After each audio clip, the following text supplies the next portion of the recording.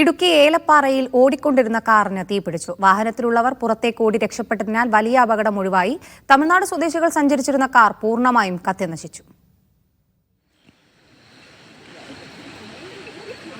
വിവരങ്ങളുമായി ആഷിക്ക് ചേരുന്നുണ്ട്. ആഷിക്ക്, എപ്പോഴാണ് അപകടം? അക്ഷയ, അല്പനേരം മുമ്പാണ് ഈ അപകടം ഉണ്ടാകുന്നത്. തമിഴ്നാട് തൂത്തുക്കുടി സ്വദേശികൾ സഞ്ചരിച്ചിരുന്ന കാറിന് തീ പിടിക്കുകയായിരുന്നു. വാഗമണ്ണിലേക്ക് വിനോദസഞ്ചാരത്തിന് എത്തിയവരായിരുന്നു ഇവർ.